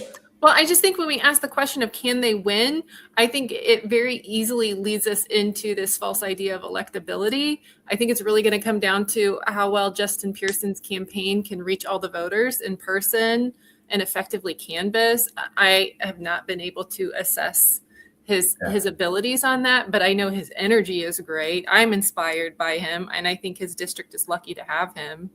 Oh, absolutely. But it's an uphill battle now, because instead of representing all of Memphis, that district covers a third of Memphis and then a huge swath of rural Tennessee, much like they were going to do here. They were going to crack Indianapolis in 4. And it would have backfired. It could have backfired. And we're going to see, I think, a lot of what are called dummy manders this fall, where Republicans rigged these districts thinking they're going to win. They're like, listen, instead of one R+20 district, why don't we make 2 R+10 districts? Well, if things shift 12 points, you're out both. And that's why I think some of us voted against redistricting. I don't think it was out of some kind of sense of moral responsibility. I think some of them are better at math. Right. Well, yeah. Like Rod Bray, for example, the current, Indiana Republican state Senate leader, smart guy. Don't agree with him on much anything, but he is smarter than a lot of these MAGA chuds in his caucus. So, let's move on. And Erin sort of brought this up a little bit already, but we've got only a few states left to hold primaries this month, and November's election is now less than 90 days away. And despite all the kumbayas in Michigan after the nasty El-Sayed Stevens primary, the Democratic Party is still a bit of a mess. Paul Rivera, the author of the DNC's 2024 election autopsy, says a chapter titled "What Happened in 2024," questioning Joe Biden's decision to run for re-election and criticizing Democratic strategists who'd become generationally wealthy off politics, was deliberately omitted when the party released its draft report in May. Chairman Ken Martin flatly denies ever receiving the chapter, calling Rivera's account, quote, false. A chapter Martin definitely didn't receive argues the Biden administration's support for Israel's war on Gaza hurt Kamala Harris, particularly in Arab-heavy parts of Michigan, though Rivera admits to not submitting that finding to DNC leadership. And moderate Democrats continue disputing Gaza's electoral significance, citing surveys showing it wasn't a top voter concern nationally. And speaking of moderate Democrats, the group Third Way, as Erin mentioned, this week announced a $15 million ad campaign through 2028 to attack MAGA, to go after complicit Republicans, so-called moderates? No, to attack their own base, particularly going after Democratic Socialists of America. Third Way President Jonathan Cowan called El-Sayed's Michigan win, quote, deeply troubling, and criticized the now Democratic nominee's DSA dodge, benefiting from progressive organizing energy while avoiding the explicit socialist label. Nate, I find it, quote, deeply troubling that certain members of the Democratic coalition fight progressives harder than they fight Republicans. And the inverse is true as well. We have got to figure out a way that we zoom out and align on a couple of core values, because ourselves being fractured is why we don't win. And to Erin's point, we have data centers, the way that they've been handled. And then I also think what we're seeing with APAC, especially in some of the far extremes on the right, we can unify under a couple of things: that we want money out of politics, we want term limits, we want less corporate, bowing down to corporate America where they come in and use our natural resources. If we stick to those topics, and it comes down to money. Look, the whole political infrastructure is a huge industry, and in order for that to stay, raising a lot of money has to be a KPI of a great campaign. And until we make the number of hands you've shaken, the number of doors you've knocked, until that becomes the barometer of what makes a great leader, we're going to see these types of things, these types of divisive types of things, because there are people who have a financial interest in keeping money in politics. But I think there are more of us than there are of them. So that's why we got to really focus on being nice to each other to get money out of politics. Let us be the party that leads that charge. It's not the be-all, end-all, though, right? Like, Erin, if we look at El-Sayed's win in Michigan, he was outspent 11-1. A good message can beat big money. Yes. Yeah, and I don't know what else was going on with his campaign. I was kind of focused on his identity and his personality because I just think he's delightful. But, to Nate's Girl, point, the biceps. He definitely works out. But his wit's just as sharp and just as stacked too. But to Nate's point, I think that's true, that we are kind of split on the left attacking each other. But I think what we need to pay attention to there is things aren't even. This isn't an even split. One side has much more money, and progressives are fighting a centrist wing that is backed by Silicon Valley, by APAC. And so this is not a fair fight. And what we're trying to do as progressives is bring the centrists, bring the establishment back toward our values. because they've sold out to corporations. So I think it's true that there are some places where we find common ground, like with data centers, but even like with data centers, I mean, the state IDP paid some, or let some dark money corporation or entity do some study about data centers and then decided, okay, we'll be for data centers. And I'm still pissed about that. I still feel betrayed about that. And also, what the hell are they thinking? Like, have they not been to Clinton County and White County and seen how incensed people are about the data centers? So I would love nothing more than for Democrats to do well, than for us to all coalesce behind a candidate, but they're making it really hard to do that. Yeah. Well, and you mentioned money. I mean, it goes back to that, but we've got to have a better message. It's always about the message, and then it does become execution. And as a candidate, a lot falls on the candidate to execute. And I think we need to just look inward at our process, not so much at, I don't know. I think there are methods to get there, but keeping focused on a common enemy, which is leadership like Mike Braun, Micah Beckwith, the average Hoosier is starting to see that this doesn't smell right. There's stuff up with the IEDC all the time. There were a lot of things. A lot of people don't know about the Braun home upgrade because they were so distracted with the national stuff. We got to remind them that this is happening right in front of our face. The governor's mansion wasn't good enough for him, so he had to spend a couple $100,000 to make his home nice and cozy. What happened to work ethic? What happened to, these guys talk about their hard work ethos, and then we just let this guy work from home. Listen. What we can't punch the people who have their own private helicopters. I mean, listen, we're all just a break away from having our own private helicopters, right? Sure. Listen, I criticize Democrats out of love. I want to see the party improve and do well, but ours isn't the only party with internal problems. And, Nate, I'll push back a little bit on what you said previously. Republicans do have their own internal infighting. A faction of them, led by Tucker Carlson, Marjorie Taylor Greene, Thomas Massey, and former National Security official Joe Kent, are threatening to break off and form a new America First party. Carlson this week unveiled a 10-point manifesto blending populist themes like rebuilding manufacturing, opening investigations into JFK assassination, 9/11, and ending drug overuse with sharper breaks from Trump, like apologizing for civilian deaths abroad, reversing the Department of War rebrand, and halting aid to Israel over what Carlson called genocide. The White House dismissed the group as an embarrassing collection of mostly whiny turncoats who overestimate their influence, reaffirming Trump as the party's unequivocal leader, and signaling no serious concern from the administration, at least publicly. But Erin, I am worried about what this group is doing, because they're doing what the Nazis did, and they're offering an opportunistic critique of capitalism's overreach, designed to win working class voters, while ultimately maintaining and expanding hierarchies of power.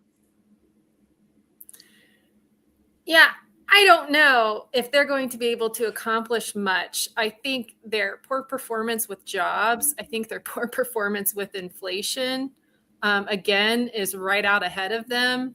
I am seeing like the communist dog whistle and the socialist dog whistle. I'm seeing those pick up some traction, at least on social media, and that may be one place where they succeed. I know that's taking a page right out of the old, authoritarian textbook, fascist textbook.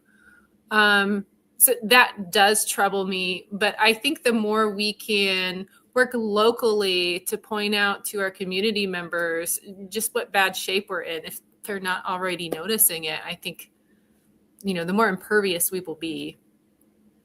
the socialism, the communism, the scare words, I don't know how resonant that really is at this point. They've been hurling those out for like 100 years now. I mean, there's a great quote about socialism's a scare word that they've hurled at every advance the people have made.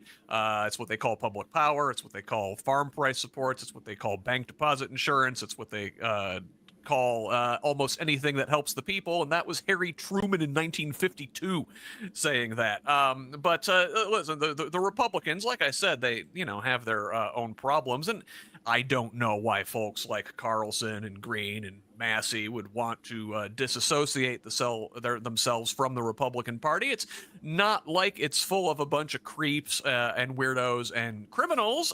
Oh, wait. Yeah, it is. And a couple of them are in the news this week. Ohio Republican Representative Max Miller is under fire, accused of domestic abuse allegations by his ex-wife, Emily Moreno. Now, she is the daughter of Ohio U.S. Senator Bernie Moreno, the evil Bernie in the U.S. Senate, for those paying attention. And he's under pressure to resign from folks in his own party, though Mike Johnson is continuing to back him. They need the vote. That is why they can't let him resign. Another House Republican, Chuck Edwards of North Carolina, announced this week that he will not seek re-election. This after a Senate Ethics Committee, a House Ethics Committee found he acted inappropriately towards some of his female interns. The details are particularly creepy there, lavishing them with flowers and gifts and ice cream and planned elaborate trips and texting his personal sentiments to them late at night. And just generally creepy behavior. Nate, what do you think of these guys? And I mean, listen, good to see Edwards leaving, not running for re-election. He's there for now. He's not resigning. Miller's not resigning. I at least remember when there was accusations against Representative Eric Swalwell, a Democrat. His caucus drummed him out of there immediately. The double standard is just, it's unbelievable. I mean, I go back to Al Franken, even that. And we have always held to Erin's point, like we're always looking to hold our team accountable because what we represent matters to us. We don't want to be associated with things that are anti-good human, right? And these people don't care. They're willing to they're willing to stick with these guys if they feel like they can get through it because they care about power. And you mentioned Mike Johnson. You talk about a guy, probably one of the most irritating people for me to look at physically for more than about 10 seconds. And then when he starts talking about this, oh my God, what are we doing?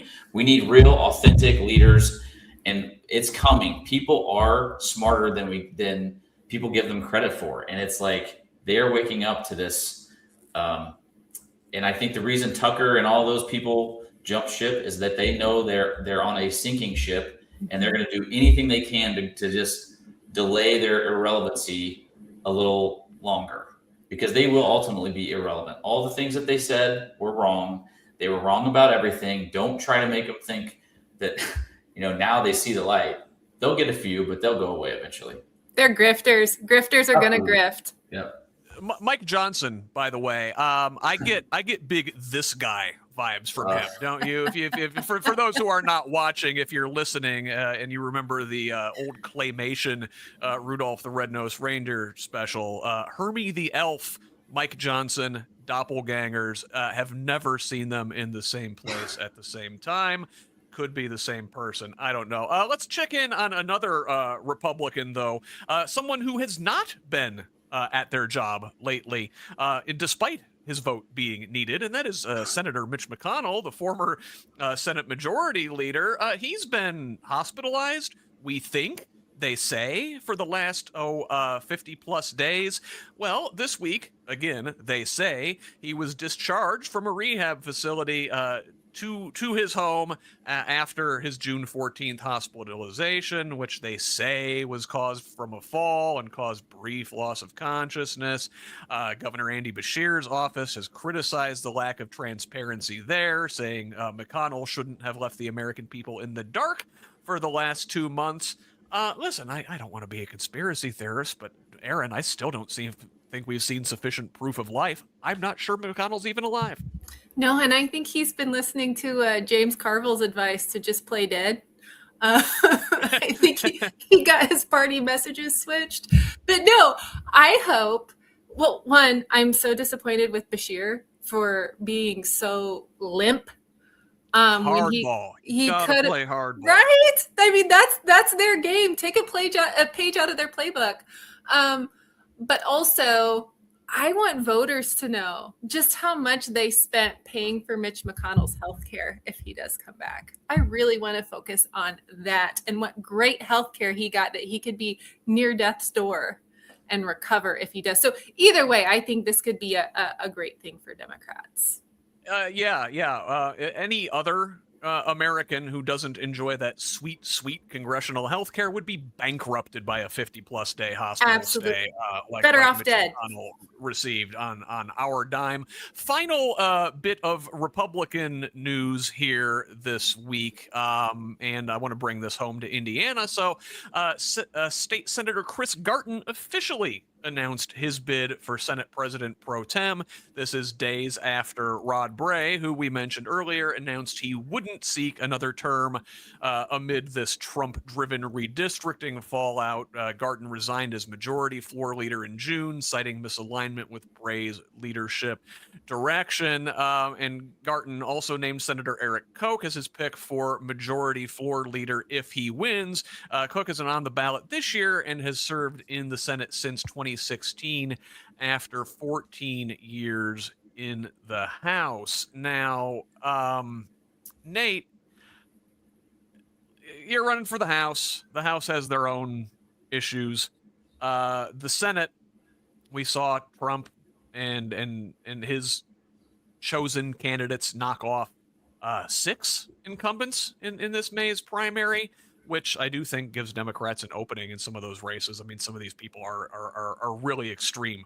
But speaking of extreme, Chris Garton is a dangerous man, and I think it is dangerous if he were to be named the new leader of the state Senate here in Indiana. I mean, I don't know all these guys intimately well. I am learning a lot about the state legislature, especially on the Senate side. But I do know that when it came to, like you said, those people who bucked Trump, who dared to vote against redistricting, it's another talking point about money in politics. You know, Senate District 21 or 22, Kirsten Root, her district, she's running against a guy who, you know, there's all kinds of reports that, you know, millions, but it was in the millions. I mean, mailers every couple of days leading up to the primary.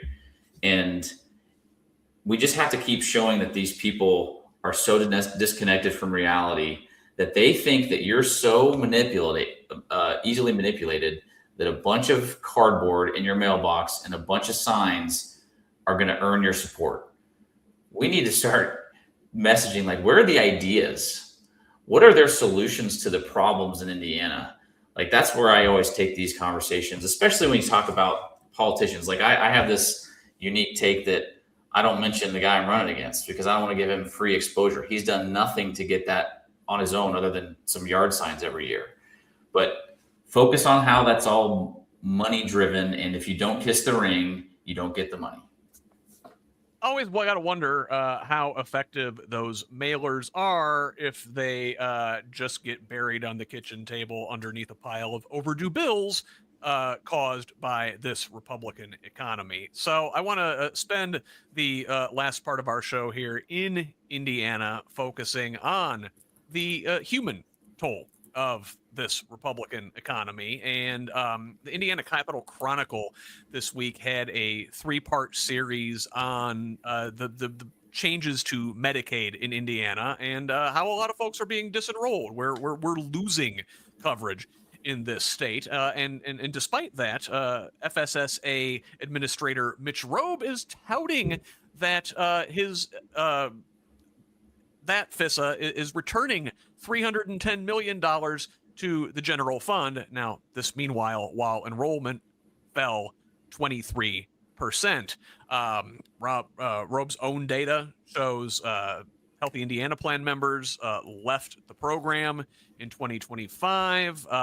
It costs the state an average of $513 per month, compared to $885 a month for those who stayed, and $710 a month for new entrants. So this is evidence that coverage is concentrating around costlier, sicker patients as healthier members get dropped. Now, Indiana ranked third nationally for improper Medicaid expansion enrollments per a Paragon Health Institute report, which Robe cited, though the piece doesn't specify which portion of the enrollment drop reflects genuine ineligibility versus the procedural closures documented from earlier Capitol Chronicle reporting. Now, let's look deeper than inside the numbers. So in June of 2026, 110,000 plus people were due for renewal. Only a little over 20,000 were renewed. 38,000 plus were closed for non-compliance. This is things like missing paperwork or deadlines.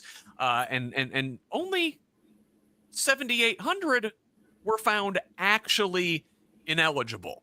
So what's happening is folks are being caught in paperwork hurdles. Folks aren't actually ineligible. They're not getting all their I's crossed, their T's crossed and their I's dotted, and eligible people are being kicked off. A lot of times we're finding that they are winding up back on Medicaid after a lapse in coverage, which has its own downstream effects. Now, and then listen, it only gets worse from there, because starting in 2027 in January, Healthy Indiana Plan enrollees face eligibility redeterminations every 6 months. That is up from annually now, plus new work requirements, up to 80 hours a month of work or training or community engagement or similar activity. And what we're finding here, Nate, is I think they're touting, the Republicans, they talk about, waste, fraud, and abuse, right? We're gonna kick undeserving people that are shouldn't be receiving public benefits off of the rolls. Turns out they're kicking people who are eligible off the rolls, and they're making them jump through extra hoops, and it's harming women, it's harming children, it's harming the disabled, it's harming seniors. Yeah, crazy to think they've been in power for 20 plus years with nobody checking them with the performance. I was at a presentation this week. We have, in comparison to other states, we are one of the most expensive in terms of procedural costs in Indiana than any other state. I know that there's a lot of legislation to try to fix that, but boy, we make the people that are troubled in our society jump through the most amount of hoops. And it's really frustrating that people don't have a lot of empathy for that. The fact that people have to find out after things happen, they don't get a heads up, they don't get a chance to plan, they don't get a chance, because all of these, theoretically, all of these programs that we have in place are to step people up.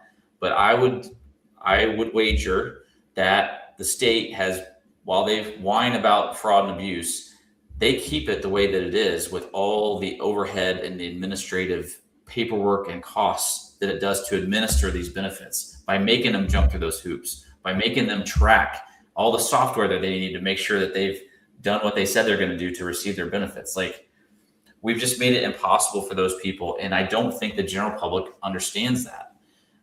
So again, it's an education issue for me. But healthcare is another one of those unifying things. We all know it's garbage. The abuse is coming from our elected Republican officials. The fraud is coming from their donors. Yeah. And, Well, and Erin, we see the numbers said what we're happening. We're kicking people off who are healthy, so it's resulting in a sicker more expensive risk pool. We're seeing folks, if they're denied coverage, they wind up in the emergency room. Well, who winds up paying for that in the long run? Eventually, we all do. I don't know if something like a Medicare for all type option is feasible at the state level. States that have tried to explore this sort of thing are finding that it's really not. It takes the massive risk pool of the entire U.S. population to make something like Medicare for all go. But at least at the state level, we should be expanding Medicaid, expanding the Healthy Indiana plan, making it easier for people to get on these things, because it does wind up being cheaper in the long run when you invest in your people.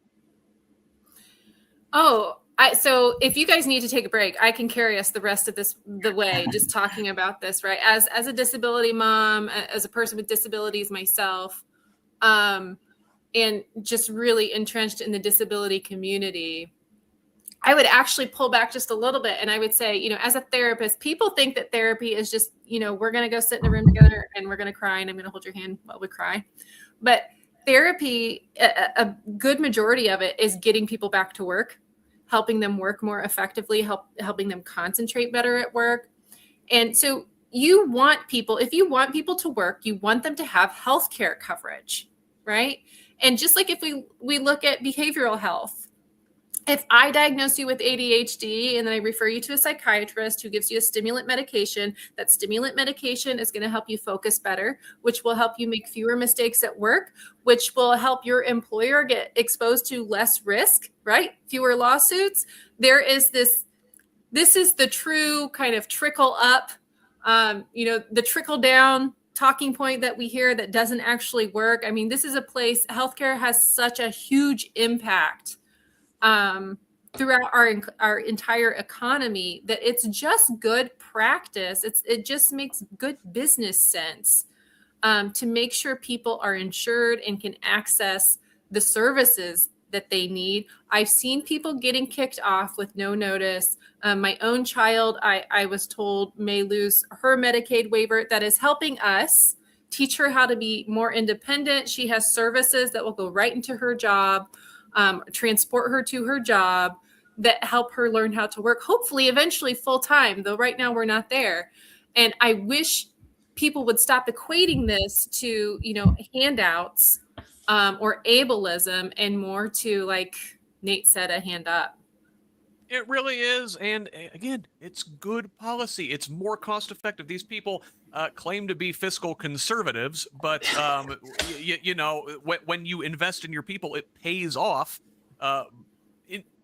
Not infinitely more, but depending on the program, 2-to-1, 7-to-1, 10-to-1 down the line. Well, not doing that is fiscally irresponsible. And another good investment in the people is education, right? And that's something else our state representatives have defunded over the last 20 years. And our final story this week, so also from the Indiana Capitol Chronicle, great organization. Y'all should be following them and support them. They are a nonprofit. But the final numbers are in, and 38 Indiana school districts will place property tax referendums on the November ballot this year, seeking roughly a total of $500 million across those 38 districts. That is a record number, though below the 45 to 100 districts advocates had projected under a new law limiting referendums to once every 2 years. Now, most of these aim to maintain existing operating levies rather than expand them, with 17 districts seeking early renewals before their current levy expires and can't be renewed until 2028. Only about 10 districts are pursuing referendums for the first time. Senate Enrolled Act 1 from 2025. The property tax changes are projected to cost Indiana public schools $744 million through 2028. And Erin, I'm no mathematician, But I think $500 million is less than $744 million. So even if every single one of these referendums passes, Indiana's public schools are worse off than they were when Mike Braun took office in 2025. Yeah, I think your math sounds pretty good. So good job.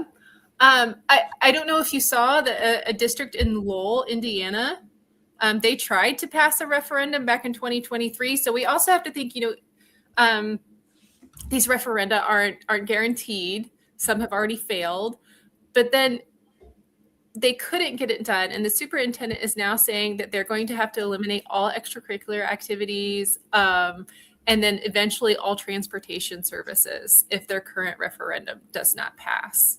And this is entirely the fault of Indiana's GOP supermajority. They get away with so much because they pit parents against the schools, and then it causes parents to think it's the school's fault. And trust me, I've been a very open critic against school administrators. They've got a whole lobbying arm down in Indy that can really get on top of things. But after SB 1, they have my full support.